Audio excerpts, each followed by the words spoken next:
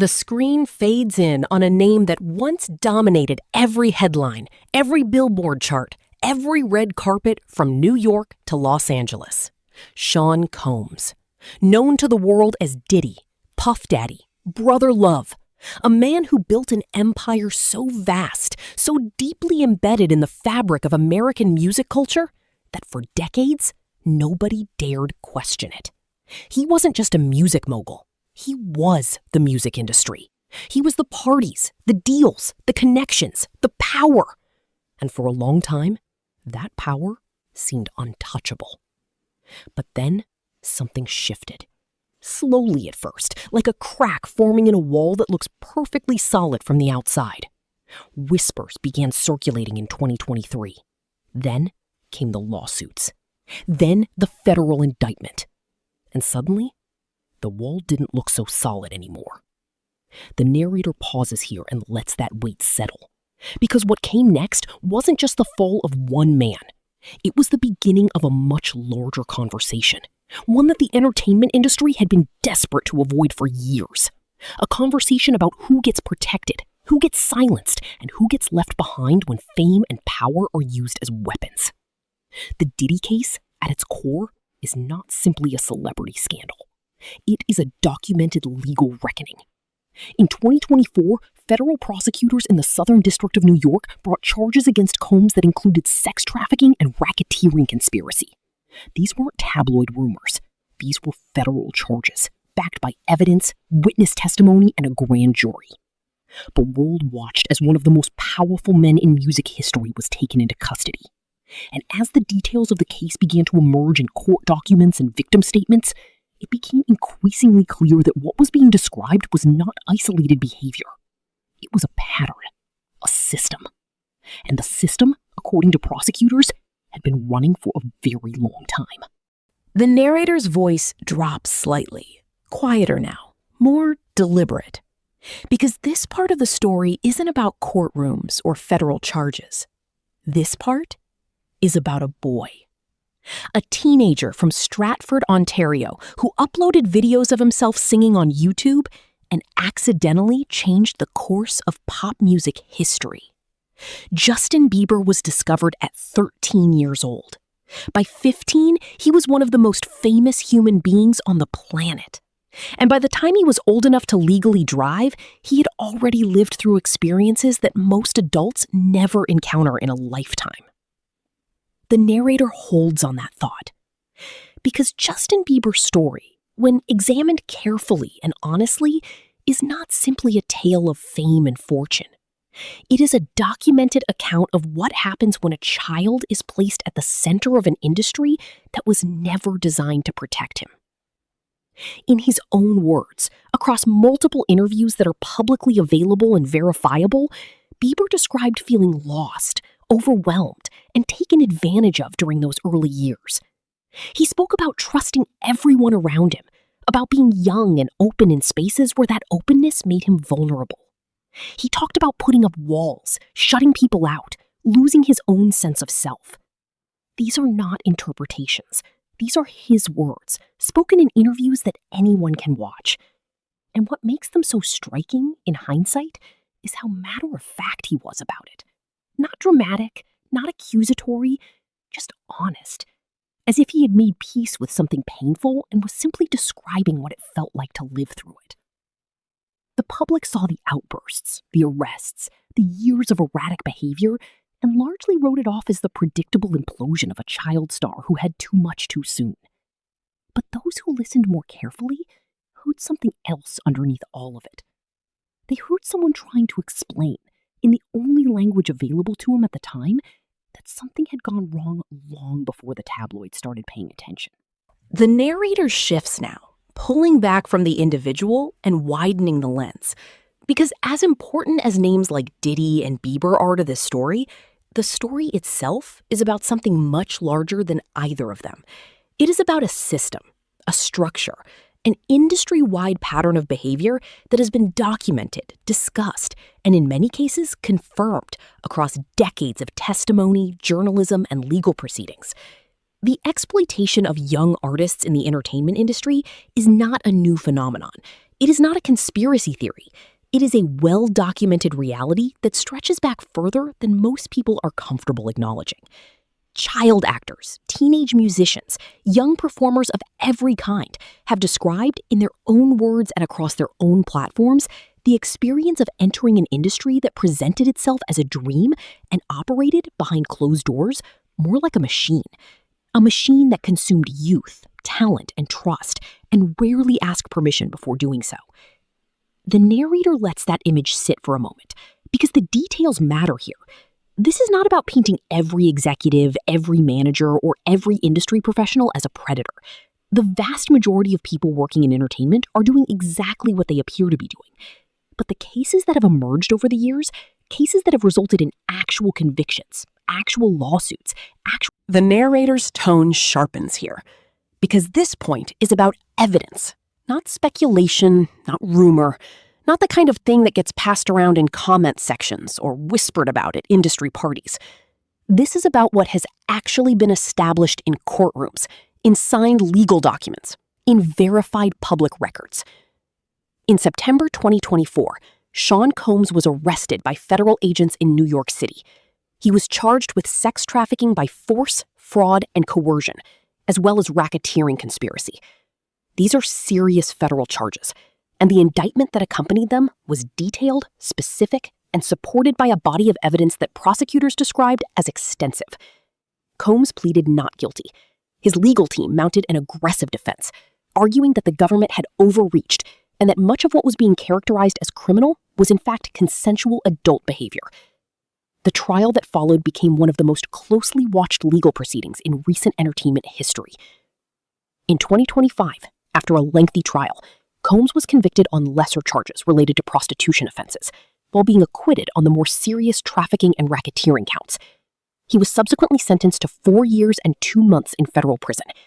His legal team immediately began the process of appealing that sentence, arguing before a federal appeals court that the sentencing had been unduly harsh and that the judge had improperly considered charges on which Combs had not been convicted. As of now, that appeal is ongoing. The outcome remains uncertain.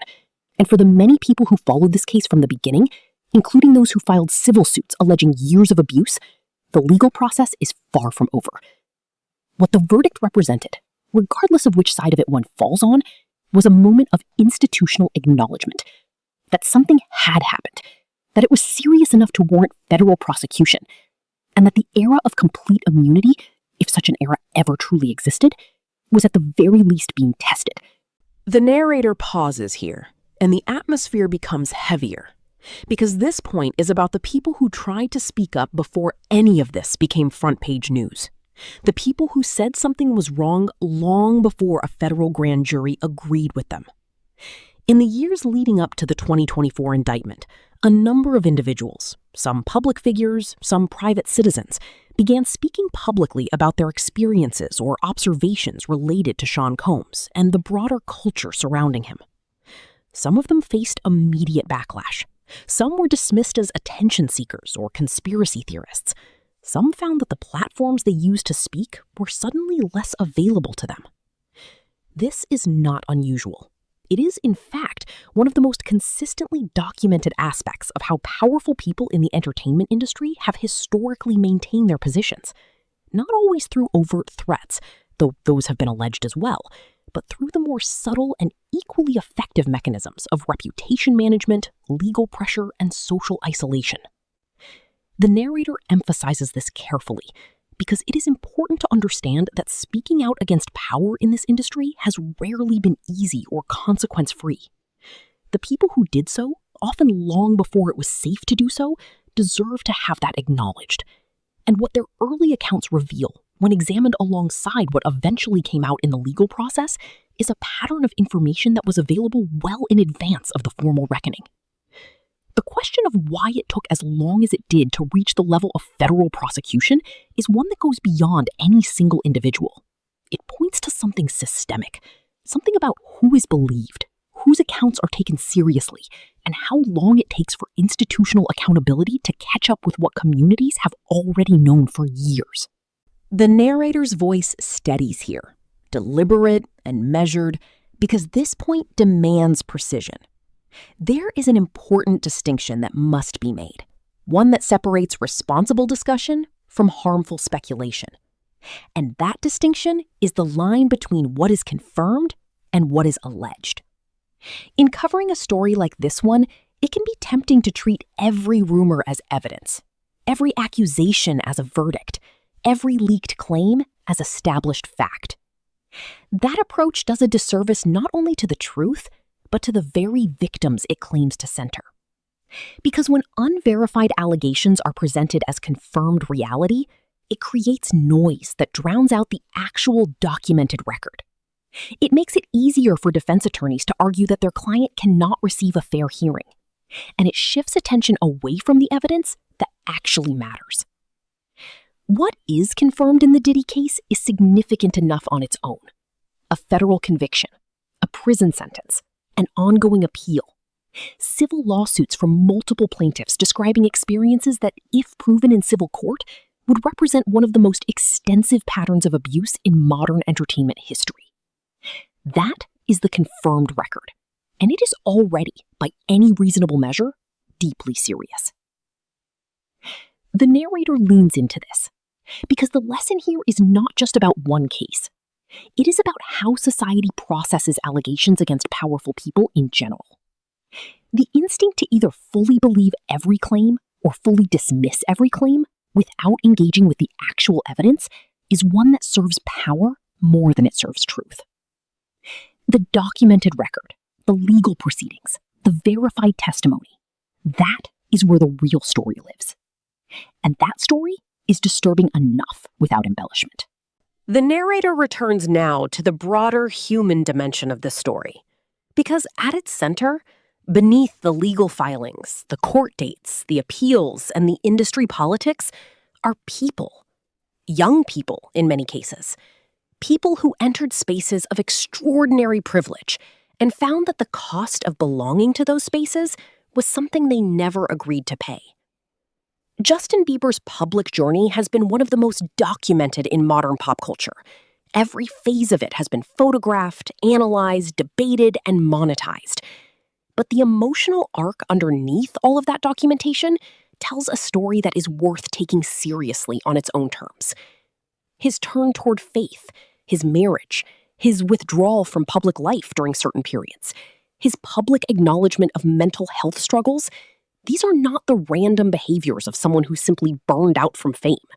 They are the documented, publicly expressed responses of a person working through something significant. He has said as much himself, in interviews, in social media posts, in the music he has released as an adult. He has spoken about feeling like he lost himself during certain periods of his career, about the importance of having people around him who genuinely care about him rather than what he represents commercially, about the long process of rebuilding a sense of identity that fame had, in his words, stripped away.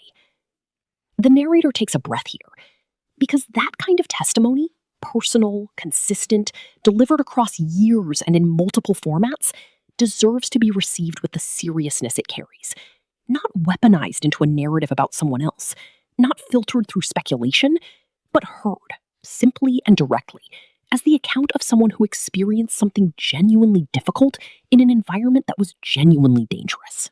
And so the narrator arrives at the final point, which is perhaps the most important of all, because everything that has been laid out across this story, the legal case, the personal accounts, the industry patterns, the years of warnings that came before the reckoning, all of it points to a single, uncomfortable conclusion. The system that allowed these things to happen did not exist in secret. It existed in plain sight. The parties were publicized. The relationships between powerful adults and teenage artists were photographed and broadcast on national television. The discomfort that young people expressed in real time, in interviews, in public appearances, was visible to anyone watching. And yet, for years, the broader cultural response was not concern. It was fascination. Not protection, but entertainment. The narrator holds that reality up for examination, because the question this story ultimately asks is not just about what one man did or did not do, It is about what an entire industry, an entire media ecosystem, and an entire audience allowed to happen by choosing not to look too carefully at what was right in front of them. The Diddy case has forced a confrontation with that question. The ongoing appeals process, the civil litigation, and the continuing public reckoning with what happened during those years are all part of that confrontation. And wherever the legal process ultimately lands, the cultural conversation it has opened is one that cannot easily be closed.